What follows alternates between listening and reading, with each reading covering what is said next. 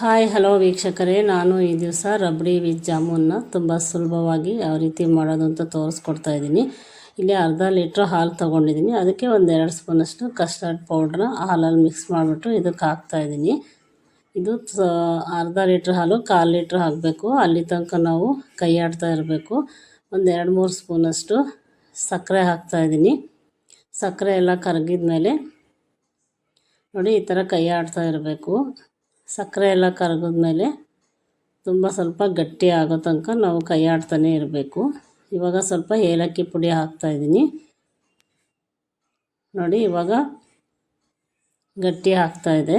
ಇವಾಗ ಸ್ವಲ್ಪ ಹಾಲಿನ ಪೌಡ್ರ್ ಹಾಕ್ತಾಯಿದ್ದೀನಿ. ಸ್ವಲ್ಪ ಹಾಲಲ್ಲಿ 1 ಸ್ಪೂನಷ್ಟು ಹಾಲಿನ ಪೌಡ್ರನ್ನ ಮಿಕ್ಸ್ ಮಾಡಿಬಿಟ್ಟು ಹಾಲಿನ ಪೌಡ್ರ್ ಹಾಕ್ತಾಯಿದ್ದೀನಿ. ಇವಾಗ ಗಟ್ಟಿ ಆಗಿದೆ ನೋಡಿ. ಇದು ರಬಡಿ.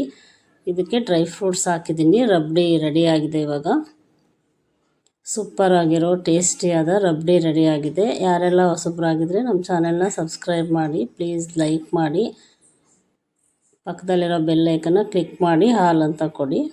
ನೋಡಿ ಇವಾಗ ಜಾಮೂನ್ ಮಾಡ್ಕೊತಾ ಇದ್ದೀನಿ. ನೋಡಿ ಈ ಥರ ನೈಸಾಗಿ ಜಾಮೂನ್ ಮಾಡ್ಕೋಬೇಕು. ಇದನ್ನು ನಾನು ಯೂಟ್ಯೂಬಲ್ಲಿ ಮಾಡಿದ್ದೀನಿ, ನೀವು ಬೇಕಾದರೆ ನೋಡಿ. Usha's kitchen channel, Usha's kitchen ವ್ಲಾಗಲ್ಲಿ ನೋಡಿ.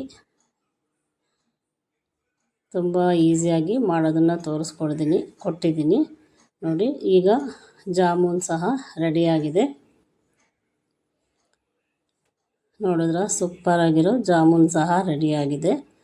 ಸಕ್ಕರೆ ಪಾಕ ಕೂಡ ರೆಡಿಯಾಗಿದೆ. ಬಟ್ ಸಕ್ಕರೆ ಪಾಕದಿಂದ ತೆಗೆದು ನಾವು ರಬಡಿಗೆ ಜಾಮೂನನ್ನು ಹಾಕ್ಕೋಬೇಕು. ನೋಡಿದ್ರ ಸೂಪರಾಗಿರೋ ರಬಡಿ ವಿತ್ ಜಾಮೂನ್ ರೆಡಿಯಾಗಿದೆ. ತುಂಬ ಟೇಸ್ಟಿಯಾಗಿರುತ್ತೆ. ನೀವು ಸಹ ಒಂದು ಸಲ ಮಾಡಿ ನೋಡಿ. ಹೇಗಿತ್ತು ಅಂತ ಕಮೆಂಟ್ ಬಾಕ್ಸಲ್ಲಿ ತಿಳಿಸಿ.